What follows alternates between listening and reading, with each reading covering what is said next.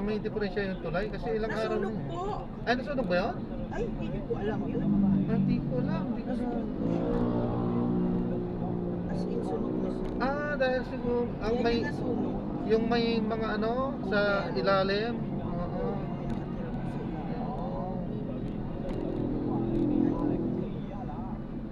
Sunog na sunog. Ay, ano talaga? Kailangan talagang i-rain. Tibagin na kung nasunog. Humihina kasi yung ano nun. Pagka nasunog na. Sunog din siya. Kasi ang daming squatter sa dami.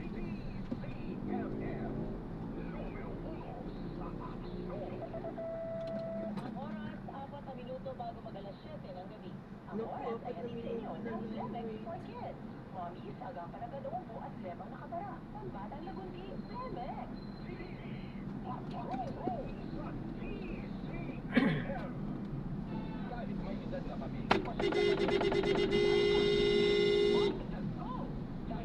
Natutulog eh.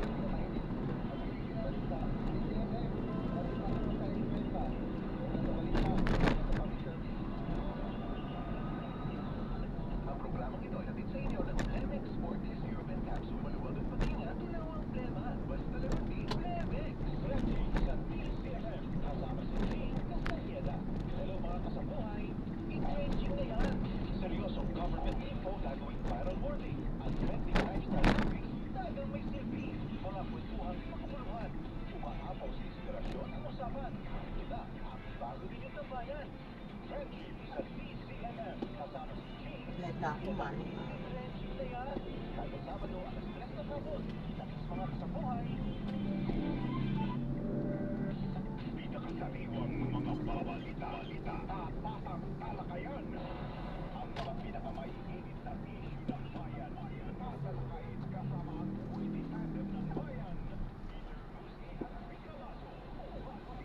Tapos traffic din dito. Wala traffic din.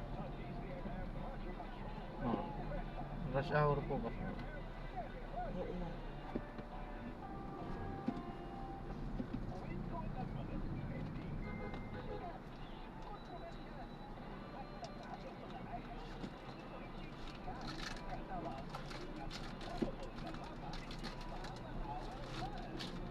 Ilan po yung hinatid nyo? Isa lang din naman po. Basta talagang traffic. Saan po street? Hindi ko na matanda. Hindi na rin, naglakad na rin siya eh, kasi hindi kami pinapasok. Puro one way. One way yung ano.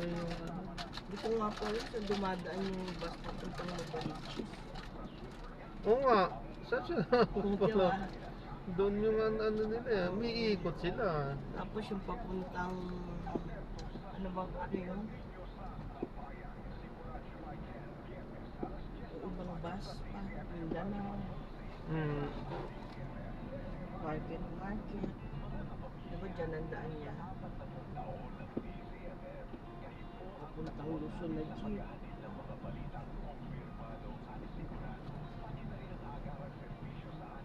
Yung Project 8. Ayun nga. Project 8 Muñoz. Doon din ang Parang umiikot sila sa FEMA ba yun?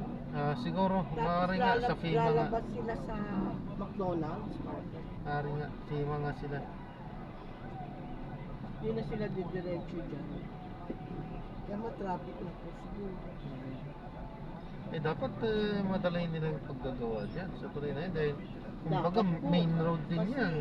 Daming ano nagdudugtong yan eh. Oo. Maraming connection siya eh. Kaya nga po. Kumbaga major siya eh. Oo. Kahit nasa loob. Oo. Kasi paano yung project eh, paano tatalon? Ano baliches?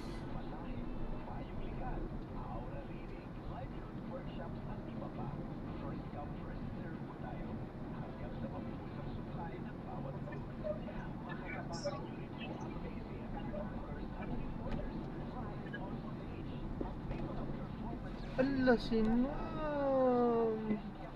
Hindi nakapag-anta. Parang ano, kuya, ano, naglalakad lang sa buwan. Naku po, mandadamay pa si Ma'am.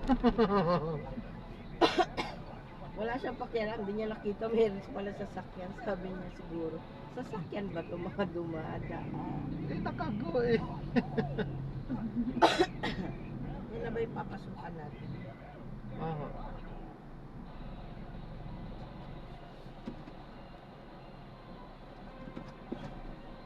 Itinuturing na person of interest sa pagkamatay ng American marine biologist na si Dr. Ken Carpenter ang kanyang live-in partner at kapatid nito ayon sa Negros Oriental Police.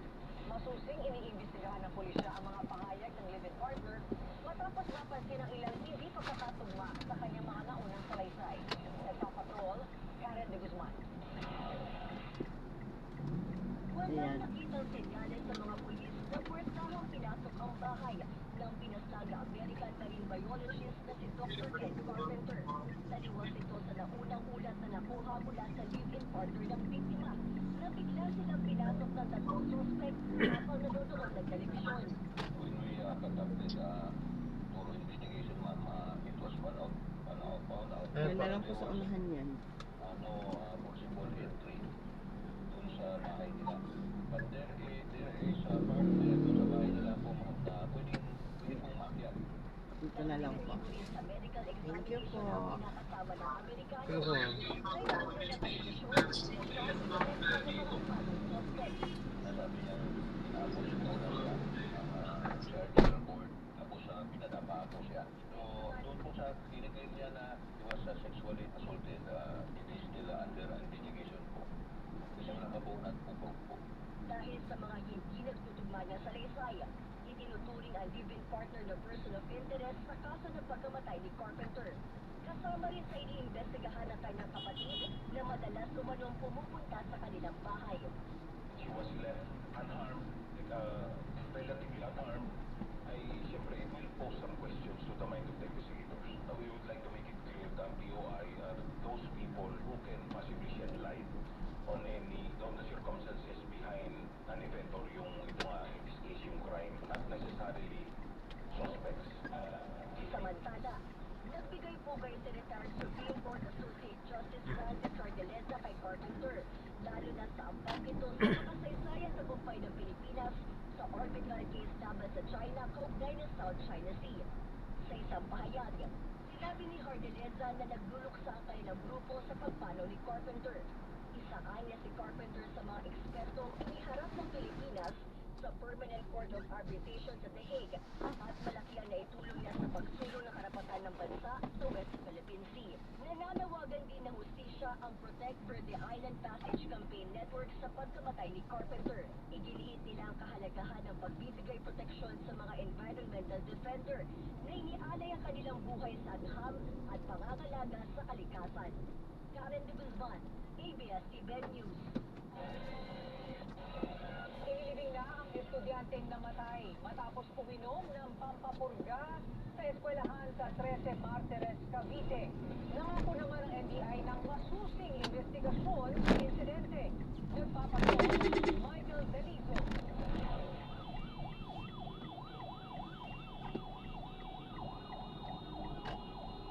Ito muna ang labi ng grade 4 student sa Quebec Station sa tapat ng Hugo Perez Elementary School bago siya ihatid sa huling hantungan.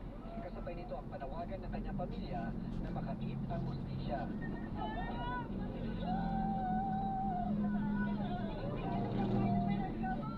Namatay si Rex matapos umanong purgahin sa eskwela sa 13 Martires, Cavite. Giit ng ina ni Rex, malusog at walang ibang kondisyon ng bata. Kaya hinihiling niya sa pagpapainom ng guro ng gamot albendazole ang nangyari sa kanyang bunsong anak. Hindi ko na siya mahawakan, hindi ko na siya maharapan. Hirap po mawala sa kanya ng anak eh. Sakit na kalooban. Sakit talaga po. Direk, nandito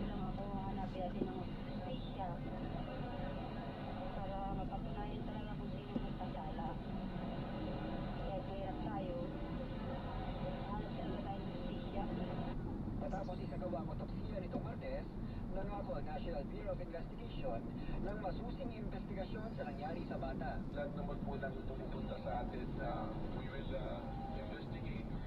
Wala pong maliit o malaking kaso. Lahat po ng kaso na darating dito sa NBI ay iimbestigahan po natin nang naayon po sa proseso. Nagpuyos ng Provincial at City Health Office, City Hall, School Administration, DepEd at Pulisya para sa multi-agency na investigasyon sa nangyari. July 2, nagpainom ang guro ni Rex ng pampurgang albendazole. Itong iba pa sa kabuuang 1,824 na nabigyan ng gamot sa eskwelahan ang nakaranas ng adverse effect tulad ng pagsusuka at pananakit ang tiyan pero mabilis ding nakarecover. Parehas ang naranasan ni Rex bukod pa sa mataas na lagnat. July 3, namatay si Rex sa ospital. Septic shock o ang pinakadelikadong antas ng sepsis ang kinamatay ng bata. Bunso ng central nervous system infection. Ang sepsis po, ibig sabihin, may mikrobyong na pumayag sa katawan ng pasyente at hindi nakayanan ng pasyente ng katawan niya na labanan ng infeksyon na ito. Ang pampurga, hindi siya nagkukos ng infection. Ang lokal na pamahalaan ang nag-procure ng gamot. I don't think naman na may maling nangyari kasi they all follow the process. Albendazole is a WHO-approved medicine, so it's used nationwide by DOH at DepEd. It's not expired. Hinihintay pa ng LGU ang resulta ng autopsiya pero lumapit na sila sa pamilya ni Rex para magbigay ng tulong. We just want to clear na kasi may lumalabas na news na our city mayor daw went there to make arreglo. Hindi po yan totoo. Itutuloy ng 13 Martires ang deworming program alinsunod sa direktiba ng national government. Ang mga nai-report na adverse events ang kauna-unahan umano sa dala ng lungsod. It's safe, it's effective, it's being done, and it's being taken. Previously pa, hindi naman talaga matatanggal yung takot ng mga magulang na dahil dito. Pero, again, ang talagang, ang pwede namin pahawakan siguro na hindi yan nakakamatay kung makakakuha din kami ng autopsy report. Nananawagan ng National Parent Teacher Association sa Cavite na paigtingin ang pagsunod sa protocol at assessment sa mga estudyante tulad ng medical check-up bago ang pagbibigay ng gamot o bakuna. Dapat din umanong ipinapaliwanag ng gusto sa magulang ang benepisyo o ang posibleng epekto ng gamot at kung ano ang dapat gawin. Dapat po yung mga RFP po yung mga health worker po natin. Kasi po ngayon hindi lang po ng papel. Sila teachers, hindi lang po kada nito ng mga parang waiver, mapipirmahin. Naging bayag ang living direct dito sa 13 Martires na binuluhan ng pamilya, mga kaanak at mga malalapit na kaibigan. Nagkakaisa sila sa panawagang justisya.